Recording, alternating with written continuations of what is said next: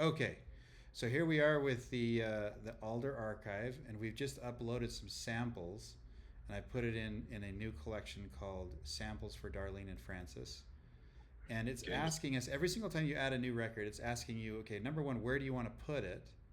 Okay, which collection do you want to put it in? And this is your collection list over here to the left, where the cursor is moving. And then, of course, these are the files. Just making sure the files are up to snuff. They're the appropriate files. They're not too big.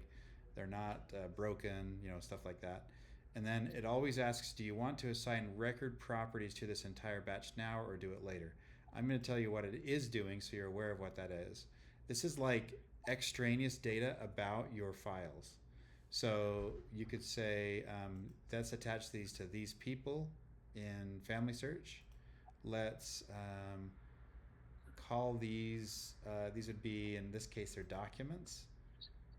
We have multiple titles, so it's not going to allow me to override the titles of those existing files. I can put a description if I want. I can put in a creator. Let's call this one Ellsworth Clark, because that's one of the creators at least. And if I want to put in some subject keywords, maybe I could call this letters. And I could say the provenance. How did I obtain these? I'll say these are from my cousin Kathy, who inherited the letters from her mother. Yeah. So this gives you the provenance, so you can fill out whatever you want as to how you obtain these records, maybe when these records were written. So let's just pretend these were January 1st of 1945. And then the place. Okay, that's fine. Go ahead. Go ahead. Did you have a question? Well, it was 1974, but Oh no. These are not your journals. These are just sample. Oh, this is the example. Okay. Yeah, when you stepped out, I uploaded some sample ones. But Okay. and Right. I'll Excuse me. upload yours here in a second. But what I wanted to show you here is that the place entity is actually going to correspond to the way that Family Search does it. And so that's really helpful, because some places like Czechoslovakia was actually a country at one time. Now it's no longer Czechoslovakia. It's the Czech Republic and Slovakia, right? So these place entities matter because it's not always going to just be one or the other, right? It could be a different geographic designation dependent on the time frame. So, all right, and we could restrict or not these records, and we're not going to restrict those for now. We're going to say upload. And just so you know, what restrict means is that if you choose to restrict a record, none of your people that you invite into this archive will be able to see it except for you. It's exclusive to you. They won't be able to search it. They won't be able to see it. It's totally hidden from the world. It's only visible to you. Your collaborators, however, will be able to see unrestricted records. And these are unrestricted. If I wanted to restrict this because, let's say, I had something really sensitive in it, I could hit record info, and I could restrict it and say update, and then you'll see a little no sign go over the top. That means for you, you know that that's restricted. So if your wife ever had any, questionable journal entries, you can go ahead and restrict some of those if you so choose. So, And so you could change that later if you wanted to, so that it could be public. Yep. See how I just unrestricted it just now? Now you can see that. Okay. All right, let's go ahead and add those journal files that you just sent me. So we'll call this Darlene's journal. And you said this is from 1974, right? Yeah, it's just a sample from 74. So what I'm going to do is I'm going to add what's called a sub-collection into Darlene's journal. Before I do that, I'm going to call this journals, okay? So I'm going to create a sub-collection into Darlene's journal for 1974. So I'm going to say add collection, and I'm going to say 1974 journal, okay? And I'm going to put it in Darlene's journals. So put collection in means you're making a sub-collection. And the moment you do that, you have this little arrow drop down. Okay, so once again, I'm not seeing you work. So really? When you start now. Okay, good. We'll keep recording then. Okay, so I've created a collection called Darlene's Journals, and I've added a collection inside of it called 1974 Journal. Okay, let me show you. Let's pretend I have the 1975 journal on hand, and I want to add that too. I'm going to click Add Collection, and I'm going to call this 1975 Journal. put collection in Darlene's journals. Okay. So I'm basically making a sub-collection here. Now if I want, let's say the 1975 journal is hugely secret and private, I could restrict the entire collection. Everything that gets placed in there will be completely restricted. Okay, but I don't need to do that yet. I'm just giving you an idea of what's going on. So now when I click in the Darlene's journals collection, I have the 1974 journal sub-collection and the 1975 journal sub-collection. Okay. Okay. All right, so we're going to add your PDF that you just sent me to this. So let me just bring that up real quick. Make sure that I have it. These are the PDFs you sent me. It just looks like 3 pages. You got it. Okay. That's it. Okay, and we're going to put those in the 1974 journal sub-collection. Okay. Okay. And it asks us, do we want to add properties now or later? Well, I'm going to do it later because I think I've already demonstrated how to do properties. And we'll say, okay, continue. Okay, so now we have the sample collection, and then we have Darlene's journals. Okay, now this is an example of a record that has multiple pages, 3 pages. This one I believe has 1, okay, and the next one I think has 2. Okay, so what we're going to do with these 3 records, because there are 3 records, is we're going to automatically index these total of probably 6 pages. Okay, so what I'm going to do is I'm going to deselect this, which enables all of my records to be selected. So if I deselect one, let's say I have these 2 selected, okay? If I deselect both of these, then everything is selected. It's like a light switch. You have to turn it off and on, okay? So now that I have everything selected or visible, if I hit auto index, it's going to give me a quote to automatically transcribe 3 pages total. It's counted 3 for some reason. I'm kind of curious why it's only counted 3. There's actually more than that. We've got 3 here.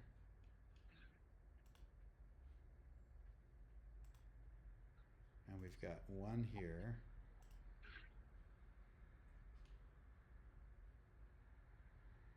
And we've got 2 here. So it should say 6 pages. I'm a little bit curious why it's not doing that. But anyway, we'll go ahead and auto index. And we'll say bypass payment and queue as low priority batch. Now before I do that, these are the super admin settings that I have. You don't have these settings that allow you to disable the payment. Okay. So what I'm going to do is I'm just going to run these through our system as an example for you to see how good quality our transcription service is. But before I do that, I want you to understand what's going on. It's extracting text from typed records. It's extracting text from handwritten records. It's extracting text from spoken language, if you had any, like MP3 files or M4A files, which is like if you bring up your phone and you hit record, it's going to be an M4A file, and it's going to push that to text as well if you upload them into Kindex. And then furthermore, if you have an image, it can actually describe an image. I want to do an image example for you so you understand what it's doing. Let's see if I can find, we'll do that one. Just a sample. Put this in the samples.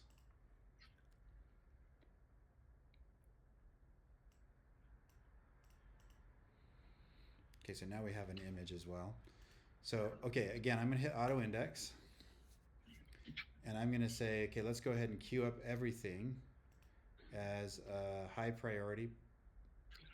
And it's before I do that, it's going to say first, you got to acknowledge that 100% accuracy is unlikely. It's not going to get everything 100% right because handwriting recognition isn't perfect. And can you blame it? I mean, oh yeah. Look at our chicken scratch. You know, over the years, we have we have a lot of really bad chicken scratch, so it's not going to be perfect. But it's pretty close to perfect. Even some of the worst chicken scratch, I've been impressed at how good it is, okay? And it says, okay, just know that we're using third-party services. These are United States companies that provide AI services that could generate inaccurate or even biased text. Okay, let me give you an example of that.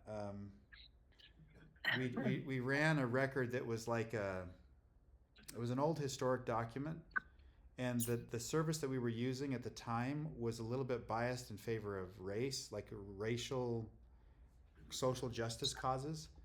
And so it started to use the word race a lot more than we wanted it to, because it was just thinking that the word race was more mentioned, and it wasn't. It was like another word that was similar to, looked like race, but it wasn't. So it kept on saying race, race, race, race, maybe instead of the word rink, because they were talking about an ice rink, or something like that. It's just, so there's sometimes you have these biased kind of influenced like the AI system is biased in and of itself, so it'll give you these weird results. But anyway, that's just so you understand that it's not going to be 100% accurate, and it's going to be some level of kind of bias. But we're going to go ahead and say, let's go ahead and process these, and if you do pay for it, it's going to charge you about 25 cents a page and about 25 cents a minute. Now, the best value is when you have at least 20 records selected. Otherwise, if you have only one record selected, it's going to charge you $5. Like one page selected, it's going to be $5.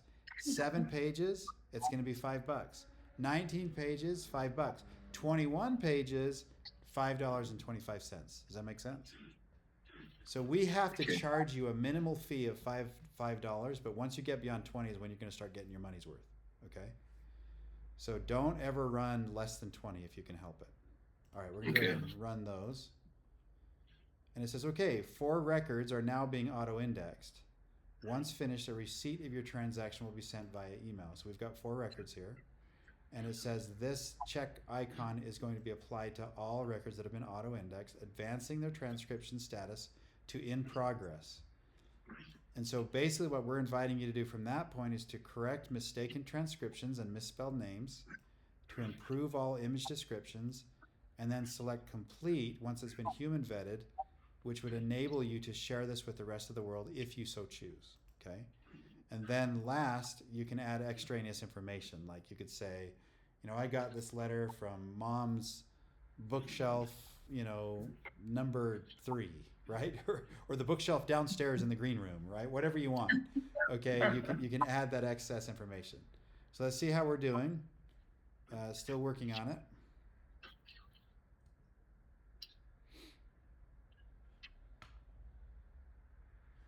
So in that example, if you were doing photographs, you'd want to do at least 20 photographs if you were going to do it.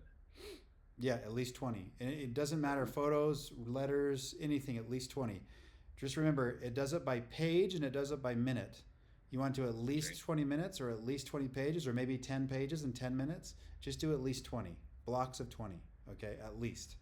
That's when you're going to get your money's worth. If you do any less, you're not getting your money's worth. You're going to be charged more than 25 cents a page or 25 cents a minute. That would include pictures or letters for the 20. I'm sorry? That would include the pictures and letters, a combination of 20. That's correct. Okay. That's correct. Any combination, as long as there's, remember, it does it by page or by minute. So any combination, as long as you have a total of 20, you're golden. A little bit nervous that that's taking a while because I know why. We're actually transcribing the JFK documents right now. And the system's a little bit delayed. Let me see if I can, while those are loading, I'll give those just a little bit longer. Since you pulled a picture of JFK, it was started doing the whole JFK thing? No. We are something that we're doing as a marketing ploy for Kindex is we are actually transcribing every document that was recently released by the National Archives to the world. And I, as I was reading the articles, it was written about, they were writing about the documents and what's in them. They're not giving me any substantive information. They're just saying it's more of the same. And I'm like, you haven't read them. So we're going to make it so that you can keyword search every word in those records.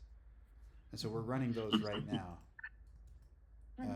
So let me see if I can just show you an example of that, actually. It's actually a public archive right now. We have 71,000 pages, I think, being run right now through them. That's a lot of pages. We just did, I think, about 60,000 today. So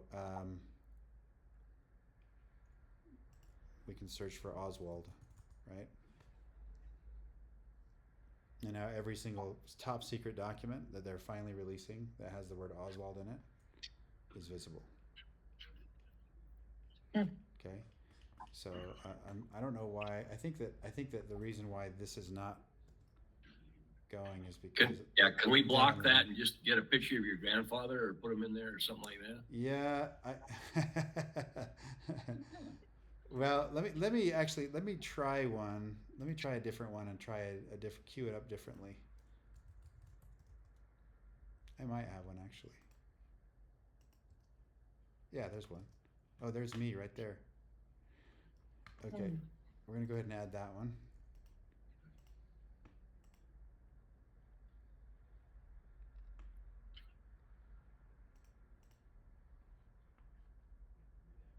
Then can you delete Kennedy, and that should cause it to go quick. Well, I could probably stop these. I think I know what the problem is. I think I put him in queue, in a different queue. Let me just do this one a little differently and say, I thought I hit high priority, but maybe I didn't. Maybe I hit normally, but I'm gonna go ahead and say You did? No, you hit high hit priority. high priority, right? It I should put watched them in it. the front of the line. Yeah, that says high priority, so. I think that our service is a little bit congested right now, to be honest with you. I don't blame it. I mean, look, where I'm doing a demo at a time, we've never run that volume. So we're having some kind of weird results right now. I'm sorry, I can't get that to pop up. To pop up as being done. Ugh. So maybe what I had to do is just have you check in about an hour or two, and those should be done. Yeah, I'm a little bit embarrassed. Sorry. They usually should be done by now. And if you were at RootsTech, you probably saw it flying, no problem. But we've got, like I said, Yes. we've got so many. Let me just see where we're at with this. Just see. We've got 75,000 records. 42,000 are complete. So it's in the middle of doing those right now. So that's the priority right now. The machine's Apparently. doing the Yep. the Kennedy thing, and, Yep. and so we're in line. You're in line. The high priority should move it to the front of the line, but for whatever reason, it's not, and I don't know why it's not. But anyway, darn it! I want you to log in. Have you logged in at all? It looks like you have. All this stuff's unfamiliar. Oh, okay. This is all unfamiliar. Okay. All right. Well, let's wait for that in a little bit. Maybe it'll appear here in a second. Let me jump back to the example that I was looking at earlier. Let's do Oswald. So once they're even auto-indexed, it enables you to search them. So let's jump into this one. That one's actually completed. Let's see if we can find one that's been auto-indexed.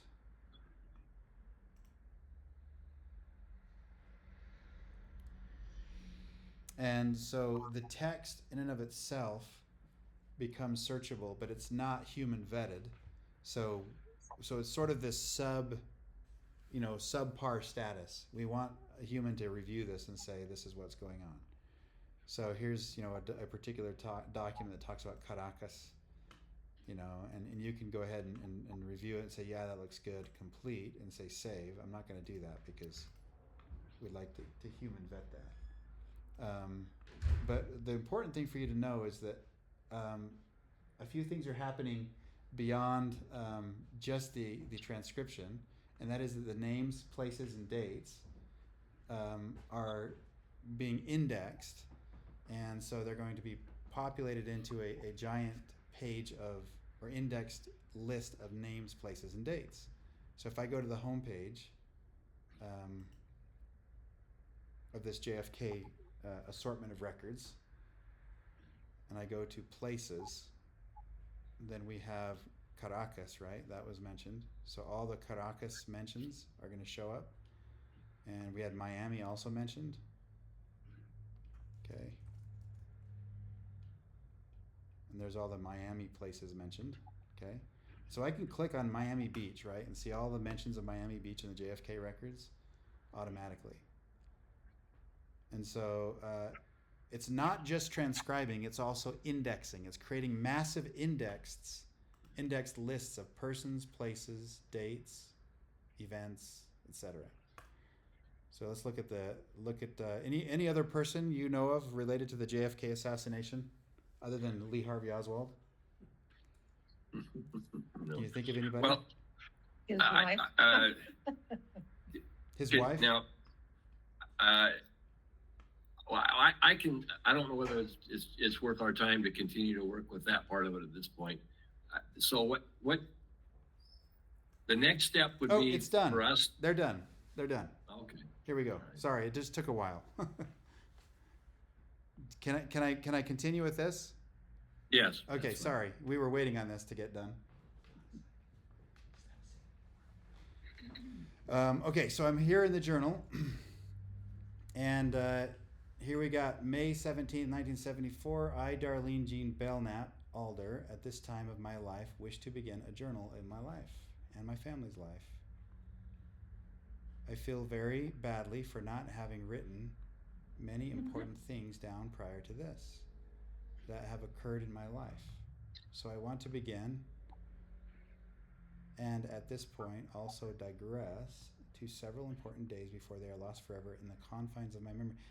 You are an excellent writer. Nice work, Darlene. So this is really Thanks. great. So and furthermore, your handwriting is really great. So as you can see, we're getting a really good result. Okay, so do you see any errors yet? Not that we can see, but it's pretty small. Yeah. On our screen it's full screen, but now. I mean, we can see that, but it's the what's transcribed is what we can't. Isn't very large. Yeah. And that's fine. I mean, we're seeing the. Yeah, you're seeing the result here. Okay. Yeah. So let's do a quick example. So we got a Dr. Goodwin mentioned here. We're on page 2. Let's see, Goodwin. Let me search in this one. So Dr. Goodwin in Hillsboro, Oregon. Okay, and we've been debating, consulting, and praying. Okay, so let's go back to your homepage and look to see if it's extracted persons, places, or dates. Now, by default, every archive that signs up with us, we turn off the transparency of all persons, places, and dates unless you turn it on. So, Darlene, are you okay if we extract the names, places, and dates from your journal, but not put them in context so the world can see them? So if you say Dr. Goodwin, yeah, fine. okay.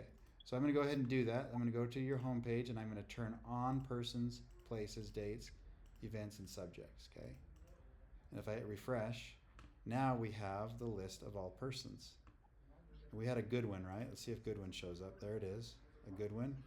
And remember the place that we had? Hillsboro, Oregon, right? Oregon and Hillsboro, right? So what we're basically doing here with the entity extraction is we're teasing the world with your data by saying, hey world, Darlene Alder mentioned Hillsboro, Goodwin, Oregon in her record, in her records, so that you can now by find saying teasing, that's what this is available to the public. Yes, this is. The index lists are, but not the words in context. So if the public tries to see what was mentioned about Hillsboro, they're going to get that big screen that says, "Sorry, you can't get in. You have to ask for permission." But they are going to see all the other things. Yeah, they'll see persons mentioned, places mentioned, but they won't see it in context. So they won't be able to see the actual words that have been transcribed, just that these entities themselves were written in the record. Does that make sense? So we're teasing the world. We're saying, if you had your journal, I don't know. I don't know whether we're not trying to tease anybody. We just want to get this transcribed. I don't know whether I like that or not. Okay, and you don't have to. You don't have to. You can turn it off. But let me tell you why it's valuable. Because if I go to the Smith-Clark archive, like my ancestors, okay, and I'm just curious to see, hey, did they mention any Andersons by chance, I can go to persons and I can look at Anderson. Oh yeah, they did. Okay, and then I can click and go into it. But that's only if I have a username and password. That's really good for people that are dead. We're dealing with living stuff. I don't know whether we want that. We're not trying to tease anybody right now. Totally fine. We can turn that off then. No problem. So I'm going to jump back into your archive and I'm going to turn that off. Homepage, we'll say off, off, off, off, off. Now but it can it still give it to us, but just not be on our homepage? Nope. It's either public for you and everyone, or not for anyone at all. So that's the way that works. But if you want to search for, let's say, Goodwin, right? Dr. Goodwin, you can just search Goodwin here and you'll find the hit. Does that make sense? So the homepage, remember, think of this. The homepage is a public facing, think of it this way. If you were to take the scriptures, okay, and say, here's the book cover and here's the index, but you can't see the contents, that's what the homepage is. It's here's the cover and here's the index, but you can't see the contents. That's okay. So let's say that we would like to see it ourselves for a few minutes, and we turn it on, look at it, and then turn it back off. Yep. You can do that. Okay. Yeah. Good. But we're not in, that isn't something with living situation. We're not trying totally to. We don't want it to be. We don't even want people to be teased. I get it. You remind me we have a lot of families that are ultra private. It's totally fine. Okay, I'm just letting you know what you can and it's not ultra private. It's just that it doesn't. When we're dealing with my grandfather's journal, then it's going to be different. Right. But when we're dealing with living people, we're not interested in teasing people. Sure. I get it. Okay. All right. No worries. Okay, so let's move on to this. So your homepage, you have. So if I wanted to just see for a minute. Yep. And have it do things, I could turn it on. Yep. See what I wanted to see, and if somebody happened to be there during the exact minute, they could look at it too. But then I could turn it back off, and then I couldn't see it, but they couldn't see it either. Yeah, but note, all they can see is the name. They can't see anything beyond the name. They just see that the name exists. That's it. Okay, so you're not necessarily spilling too many beans.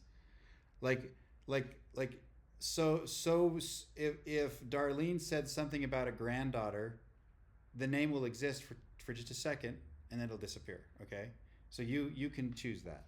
Okay, so to answer your question, so let me jump into an image, and this is the image that you asked about me showing a picture of my grandfather.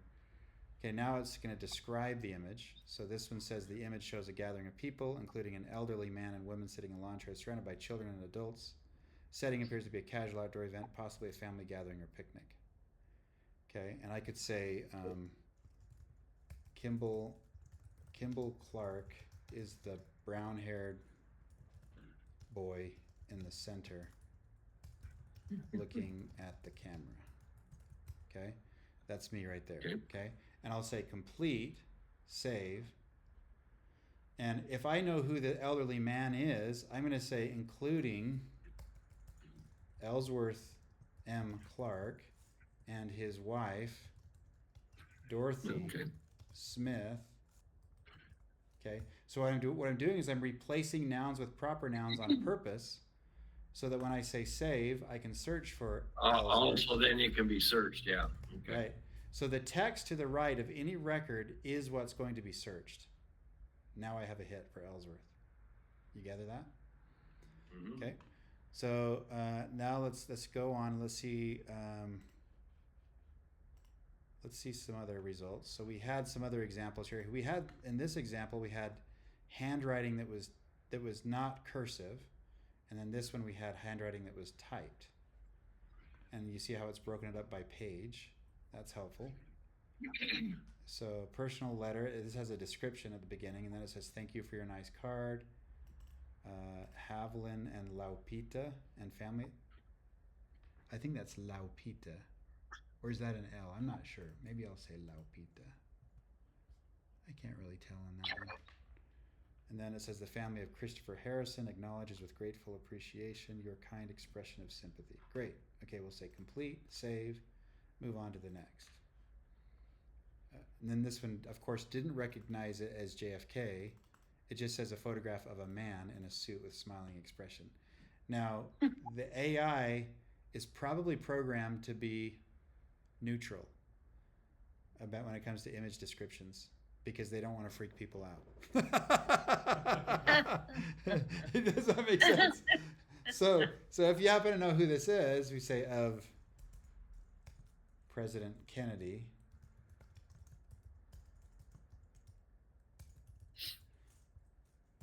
While driving through Texas just before he was shot. Okay? And that's kind of a frightening little explanation there, but I'm going to say complete, save, and then move on to the next, right? So what you're doing is you're human correcting the language if it's cursive. You're human correcting the language if it's typed. You're human correcting the language if it's audio, which I didn't show an example of, but audio is just the same. Okay, you can listen to it and fix it. And then images, you're human correcting and changing the nouns to proper nouns, okay? Because the images will never be right unless we put some kind of facial recognition feature into the system, which we're thinking about doing upon your approval. You know what I mean? So, which could be helpful if you have like a whole myriad of photos and you want it just to recognize, all the Johns in the photo or all the Janes, So anyway, any questions? So, okay, so we want to take this and we're going down to Provo next Tuesday. Okay. And in the BYU Family History Library has an incredible scanner. I've used it before. Uh-huh. And the reason I only did 3 pages, because after I did I was going to try to see if I could get this whole thing done for you before we met. And I said, my scanner is a snail, and the one there is a jaguar up at the BYU. So what I intend to do is take all of her journals and scan them all, Mm-hmm. and then find out what to do to work. So let's assume that we've got 1, 2, 3, 4, 5, 6, 7, 8, 9, 10, 11 journals that are cursive. Yeah. And so where do we go from there? Yeah. Okay. So I'll just give you a quick example. This is the Smith-Clark, which has several journals. So I'll just kind of pattern after theirs. So they have a sub-collection called a handwritten autobiography, a journal from 33 to 35, a journal from 35 to 41. And then we have diaries as well from Dorothy. So they have several. And so what you'll do is I will share with you, Francis, a document that teaches you how to separate those PDF scans into separate individuals. Okay? You will upload them all as separate pages, similar to like this one. Okay, so when I scan it, the BYU library, I can get it in individual PDFs. Then great. Do each one as a separate page. Then just do as a separate, but do each as a separate page. Yep. Okay. Now, if you would rather them all be together, you could also stitch them together if you want later. It's up to you. But just know that in Kindex, we're going to recommend you separate them and then put them into your own sub collection. Okay. And I don't have a problem with that. Yeah. So because I would say like 1974. Here's 1974 with individual pages. Yep. And we counted up the pages, and there's 100 and something. I don't know. Yep. 41. And then once they're done, you'll click on the collection that you want to auto index. Let's see if I can find one that's not auto. I think these might already be done. Let me just double check if they are. Okay, this one is not done. Okay. So once they're all done, they're in here. They will not have a little icon atop the thumbnail. So you'll hit that auto index button, and it's going to tally whatever you've selected and say, okay, you got 30 pages. Auto index those 30 pages for $7.50. And you just go ahead and pay that, and they'll all be transcribed. And then all you have to do is go in and human review each page. But know that you're at probably 90 to 100% accuracy anyway, So a lot of people don't even review. They don't even human review. They just leave it as the auto index status and search whatever they want. Because it's mostly good, And I bet your wife's handwriting's pretty darn good. I mean, you're going to be sitting pretty, Some of this stuff is going to be a nightmare. You know, like this one. Let's look at this one. That could be potentially problematic. You know, you got things underlined, things circled, things kind of bunched together. This right here will be difficult for it. Does that make sense? Yeah, no, I understand. So yeah, okay. So that's what I would recommend is we'll just put them in collections and sub collections and then add them into the system and then do each sub collection should be a year. Okay. Yeah. And just like what we did in your archive, okay, each sub collection is a year, and then have all the pages from the beginning to the end, and then we'll transcribe everything all at once. Now we will do 60. Let's see, for you because you purchased the journal deal, we will do 120 pages for free. Okay, so just call me when you're ready, and we'll run those. I'll run those for you. But all the rest, all the inverse, you will have to pay for.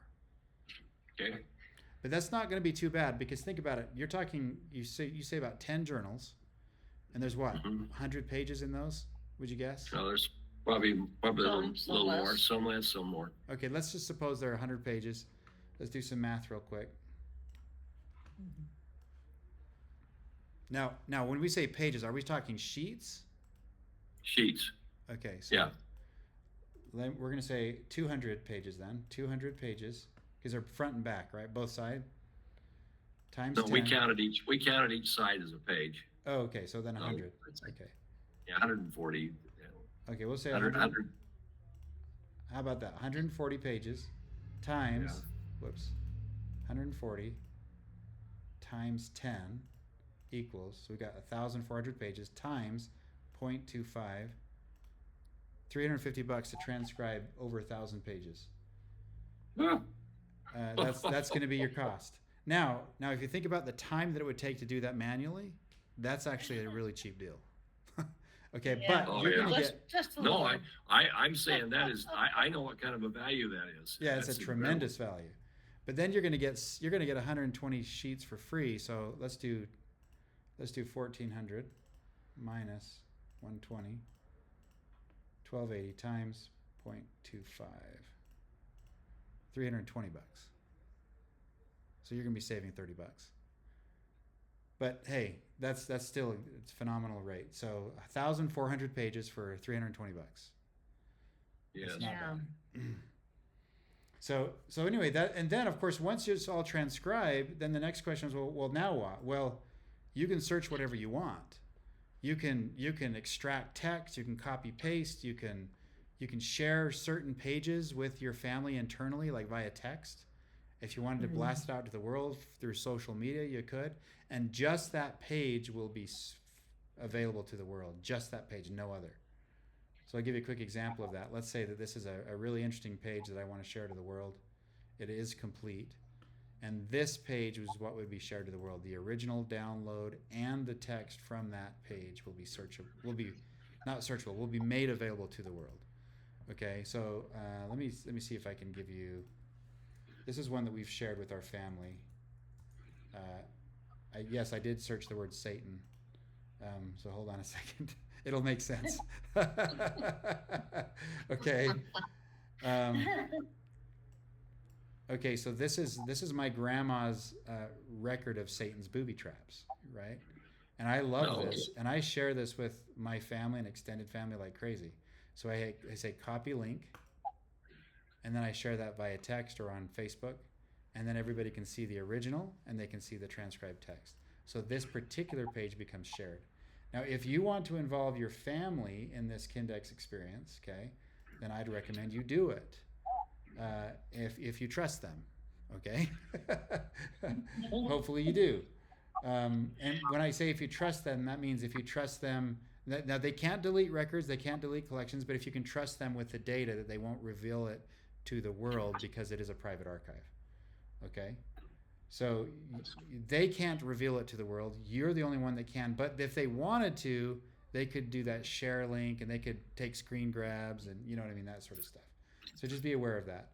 But if you wanted to invite people, you just hit this manage archive button and you hit collaborate and you invite your family via their email and they can all jump in and they can help. They can either add their own files or they can help you transcribe yours, but they can't delete your collections and they can't delete your records. Okay, does that make sense? They're not paying. They don't have to pay a dime. You're the ones that pay for this every month. Yeah. Okay, and so we have, the Mormon Battalion I think has 200 plus collaborators. So you can do as many as you want. Any other questions, Francis or Darlene? Okay, so we're gonna scan this, Mm-hmm. then I get a hold of you and you'll help us download it and help us organize it so we get it in a good format. Is that right? That's correct. Okay, then and then as we do that, we will can you download one, work on it, and then go into another one and then Yep. pay for it? How does that work? Yep, you can do. Let's say you upload all of your journals for a decade from the 1970s. Okay, you could, Yeah. if you wanted, just pay for the 1976 journal to be transcribed, and then you could wait and then do the 1977 and then wait, right? And it's just so you don't have to do them all at once. You can save money incrementally if you want. So the way that you do that is just saving money. It's just a key question. I mean, it's wrapping our hand. It's controlling in our minds what's happening. Yeah. Not the money isn't as important to us as just kind of keep. We don't want to.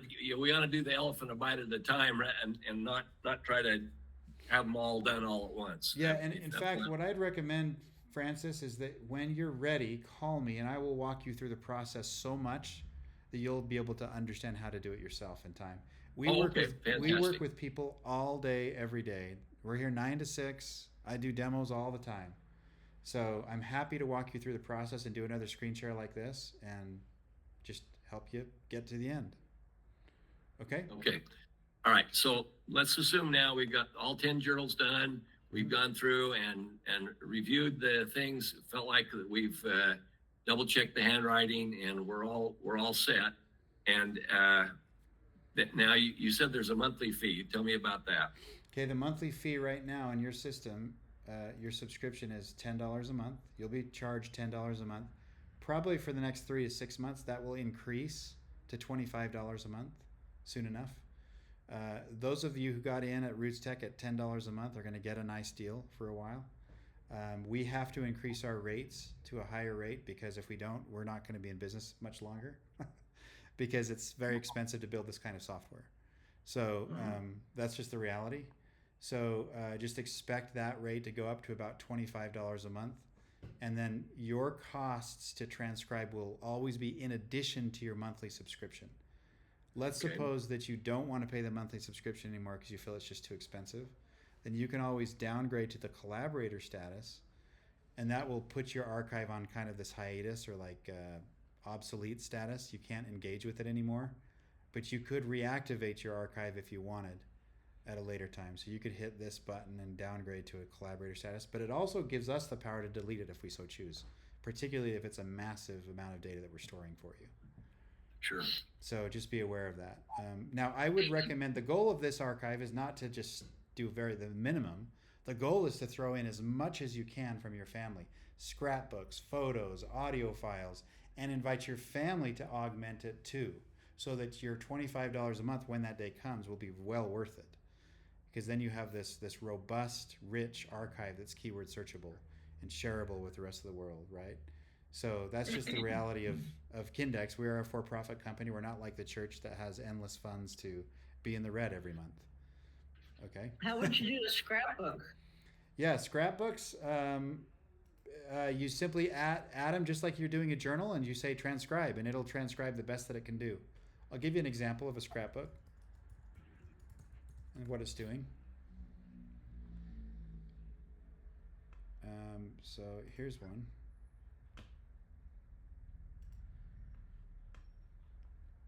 Okay, so this has been automatically transcribed. Okay, so it actually pulled the text out of that page. That was just a glued on newspaper article. Another glued on newspaper article. Mm-hmm. Let's see, there's photos, old cards in the robin's trunk, and then just little pictures, right? So that's how that would do it. It's just basically doing the very best it can with the data that it can see. And this is all auto indexed in this case. This has not been human vetted, but I think it gives you a general idea of how it handles scrapbooks.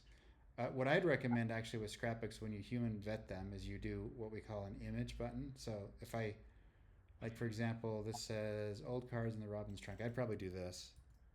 I'd put this up here, and I would say image. Okay, this page contains vintage photographs. Blah, blah, blah. The top left, I'm going to say cut and put that there. And I'm going to do the image again. Top right, let's see, so what is it? Bottom right.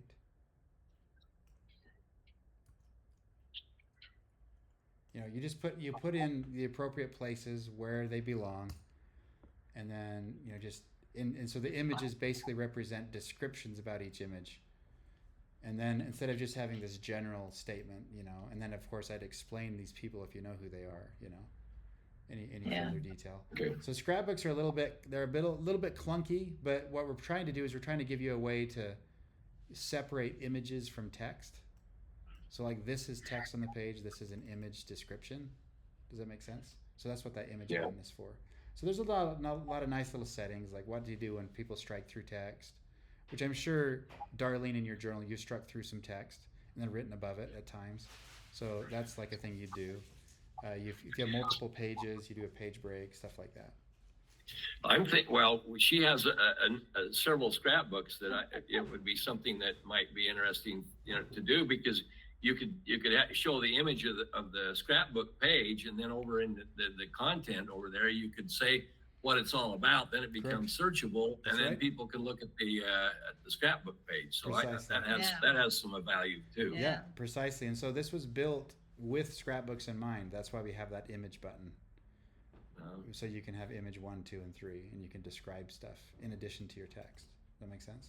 Okay, so now just one other question about my grandfather's journal and our family organization. Sure. We have a desire to also have the written handwriting, and then to the side of it. And you and I did a little of this at Roots Tech, and it gives the on a per line. I mean, so if it starts out, here's my grandson, and over here it says, here's my grandson. I mean, each line is transcribed right next to it. So we want to be able to have that published or done, right? Outside of what you're doing, right? So the one screen appears next to the other screen, right? And it wouldn't have the ability to do an indexing on it, but it would at least allow the family to look at that together, and so that's what we're interested in doing initially, right. And then it would be a situation of hey, this service provides the ability for us to be able to do searching, which we wouldn't have if we just have the two images side by side. Right. So, but the family right now, the journal has been somewhat